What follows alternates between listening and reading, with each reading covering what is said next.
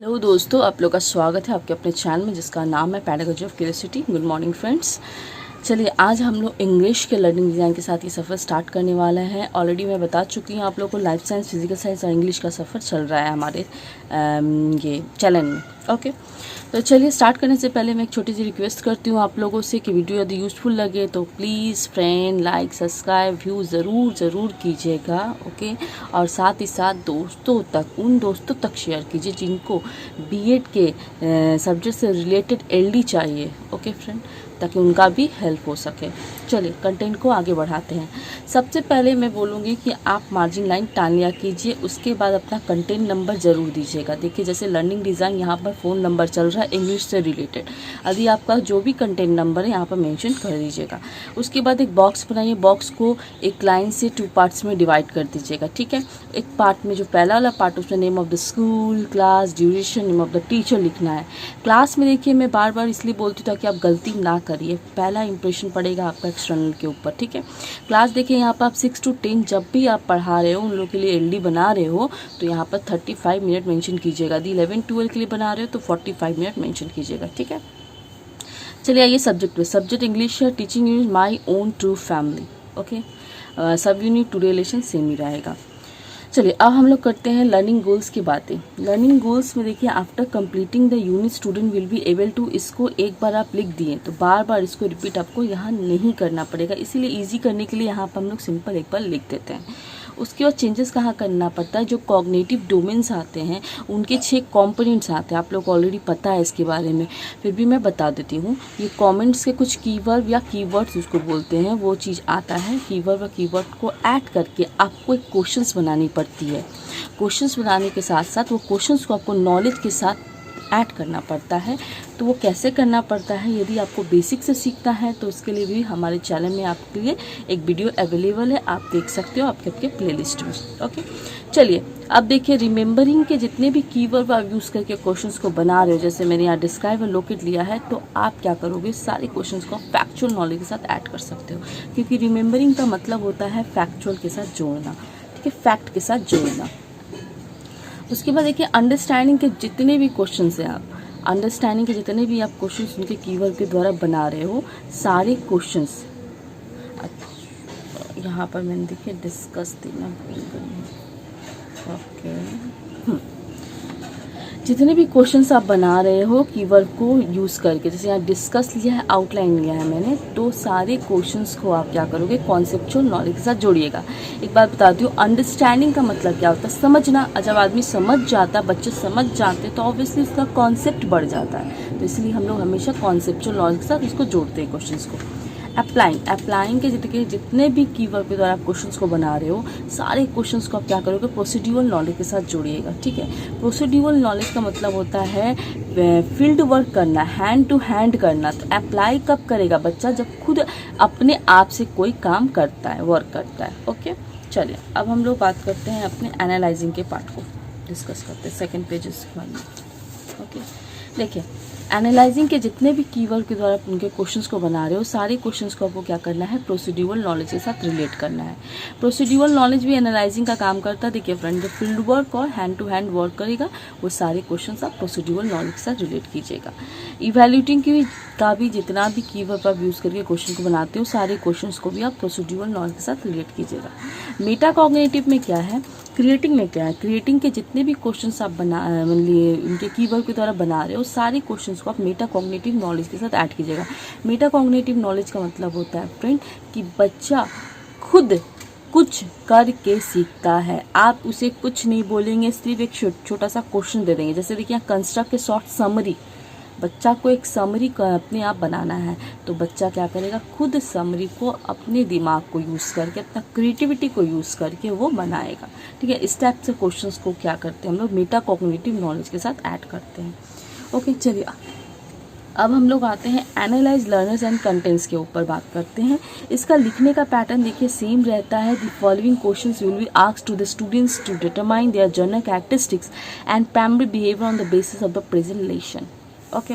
इसको बनाने का कारण क्या है, ये कंपोनेंट को बनाने का, इसमें हम लोग बच्चे को उनके प्रीवियस नॉलेज के साथ जोड़ते हैं, ठीक है, ताकि जानना चाहते हैं इस कंटेंट के साथ स्टूडेंट्स को, चिल्ड्रन को कि इनका प्रीवियस नॉलेज कितना स्ट्रांग है, ठीक है।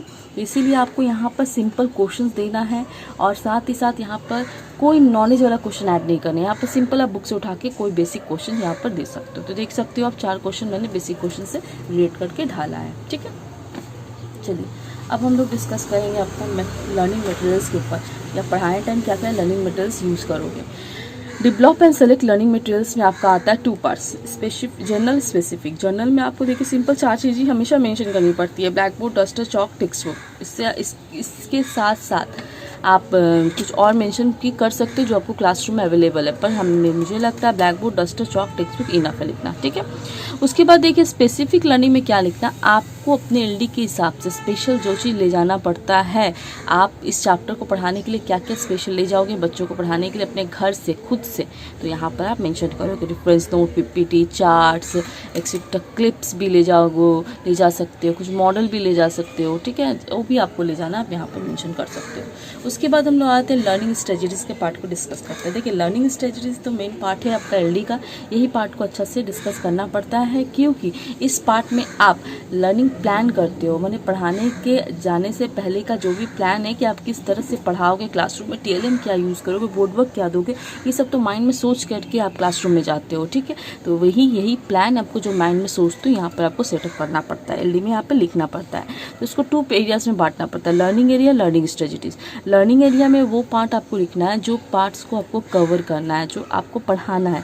लर्निंग स्ट्रेटजीज में वही पार्ट को, ये जो पार्ट को आपको पढ़ाना है उसको किस वे से पढ़ाना है, प्रोसेस क्या यूज़ करना, टीएलएम क्या यूज़ करना, बोर्ड वर्क क्या देना, स्टूडेंट रिएक्शन क्या होगा, ये सब आपको लर्निंग स्ट्रेटजीज के पार्ट में मेंशन करनी पड़ती है, ठीक है। तो चलिए डिस्कस करते हैं। फर्स्ट पेज में वो क्या करना है, discuss the concept of the poem my own true family, ठीक है। तो the teacher will discuss about the my own true family का छोटा सा कॉन्सेप्ट यहाँ से आप लिख सकते हो, ठीक है। चलिए अब सेकेंड फेज में क्या करना, discuss the phrase on true family. On true family के फ्रेज के बारे में टीचर डिस्कस करेगा। The teacher will show a chart about the phrase on true family. तो यहाँ पर चार्ट में आप क्या करोगे, ऑन ट्रू फैमिली का छोटा सा फ्रेज के बारे में आप लिख दोगे, ठीक है। यहाँ पे एक ओक का ट्री वन का फोटो लगा सकते हो आप, ठीक, कोई भी ट्री का फोटो लगा दो यार, इतना मेंशन नहीं है, ठीक है, बच्चों का आप मेंशन कर सकते हो, दिक्कत नहीं है। ये आपका मेन एलटी, ये टीएलएम तो है नहीं, ये आपका ये है आपका एलडी है, ठीक है, ओके। अब देखते हैं स्टूडेंट रिएक्शन क्या रहा। स्टूडेंट रिएक्शन दिस जो हम लोग हमेशा सेम लिखते हैं, फॉर्मेट से बाहर नहीं है फ्रेंड। आप यदि नहीं जानते हो तो फॉर्मेट का वीडियो अपलोड है, फॉर्मेट भी देख सकते हो, ठीक है, आपको पता चलेगा फॉर्मेट में क्या क्या आता है। The students will ask question after discussion the phrase of on true family and get clear idea with the teacher, ठीक है। अब थर्ड पेज पे क्या करना, discuss the some word meaning. English है फ्रेंड, तो वर्ड मीनिंग तो आप ज़रूर बच्चों को दोगे, बिना वर्ड मीनिंग का इंग्लिश पूरा नहीं होता subject. The teacher will discuss about the some word meaning on the black board. Black board पे क्या करेंगे बच्चे को टीचर वर्ड मीनिंग देंगे, मतलब चैप्टर से रिलेटेड जितने वर्ड मीनिंग है उसमें 4-5 वर्ड मीनिंग आप बोर्ड शो कर सकते हो, ठीक है। उसके बाद the teacher will explain the word meaning with discussion method through active participant of the student, okay. अब चलिए हम लोग, आपने पढ़ा दिया बच्चों को पढ़ाने के बाद आपको चेक करनी है कि आपकी टीचिंग की कितनी इफेक्टिवनेस बच्चों पे पड़ी। तो चेक करने के लिए आपको क्या करना पड़ता है, डिज़ाइन फॉर इवोल्यूशन के सेक्टर में आके वर्कशीट बनानी पड़ती है। 10 मार्क्स की वर्कशीट बनती है। देखिए वर्कशीट में आपको MCQ क्वेश्चंस होना चाहिए और साथ ही साथ कुछ एक्टिविटी क्वेश्चंस यहाँ पर आप दे सकते हो, ताकि बच्चों को करने में अच्छा हो और जल्दी जल्दी हो जाए, 35 मिनट को कवर कर ले बच्चा, ठीक है। तो देखिए MCQ क्वेश्चन हमने दिया, इसमें प्लस आपको नॉलेज वाला क्वेश्चन बनाना, जैसे आपने लर्निंग रूम में बनाया था वैसे यहाँ पर सेम टू सेम नॉलेज से रिलेट करके आपको क्वेश्चन को बनानी पड़ती है, ओके। कीवर्ड को यूज़ ना भी कर सकते हो, पर नॉलेज को रिलेट करना पड़ेगा आपको। देखिए यहाँ पर देखिए कॉन्सेप्चुअल नॉलेज MCQ, ठीक है। कोई भी आपका नॉलेज को बढ़ा रहा है, बच्चों का नॉलेज को बढ़ा रहा है, तो सारे नॉलेज ही कॉन्सेप्चुअल नॉलेज को टच करते हैं, ठीक है। अब चलिए हम लोग सेकेंड वाला में देख लीजिए, ये भी कॉन्सेप्चुअल है, थर्ड वाला भी कॉन्सेप्चुअल है, ओके। आप अपने हिसाब से यहाँ क्वेश्चन अरेंज कर सकते हो, कोई दिक्कत नहीं है। फिलिंग द ब्लैंक्स में देखिए कॉन्सेप्चुअल है, सेकेंड थर्ड भी कॉन्सेप्चुअल है। आंसर क्वेश्चन में भी कॉन्सेप्चुअल, क्योंकि सारे क्वेश्चंस तो बच्चे को पोएम से रिलेटेड कॉन्सेप्चुअल नॉलेज गेन करवा रहा है, ठीक है। तो इसीलिए यहाँ पर हम लोगों ने इस कॉन्सेप्चुअल नॉलेज को रिलेट किया है क्वेश्चन के साथ, ओके। उसके बाद चलिए हम लोग क्या करते हैं, आपने पढ़ा लिया, टेस्ट ले लिया, टेस्ट लेने के बाद आपको पता चल गया कितने बच्चों को समझ में आया कि नहीं आया। जिन बच्चों को समझ में नहीं आया उनके लिए आपको क्या करना है, उनके लिए तो क्लासरूम में तो ऑब्वियसली आप उन्हें एक्स्ट्रा क्लासेस तो दोगे ही दोगे, पर आपको एलडी में क्या करना है, डायग्नोसिस फॉर रेमेडियल क्लासेस के कंपोनेंट में जाके सिंपल एक स्टेटमेंट ऐड कर देनी पड़ती है। If there is any need of remedial classes then the teacher will arrange it according to need. उनके ज़रूरत के हिसाब से टीचर बच्चों के ज़रूरत के हिसाब से उन्हें एक्स्ट्रा क्लासेस या रेमेडियल क्लासेस प्रोवाइड करवाएगा दोस्तों, ठीक है। और इसमें कुछ मत लिखिएगा, सिंपल रहने दीजिएगा। जितना एलडी सिंपल रहेगा उतना आपको एक्सप्लेन करने में अच्छा फील होगा।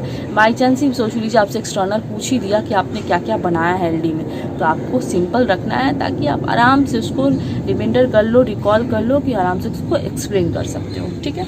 चलिए, थैंक यू सो मच हमारे चैनल के साथ जुड़ने के लिए, और यूं ही हमारे चैनल के साथ जुड़े रहिए, और साथ ही साथ हमें अच्छे अच्छे कमेंट भी करने के लिए thank you so much friend. और जो भी दिक्कतें आती हैं प्लीज़ हमें कमेंट कीजिए, हम कोशिश करेंगे आपको आप तक प्रॉब्लम का सॉल्यूशन को पहुंचाने तक के लिए, ठीक है। Thank you so much friend.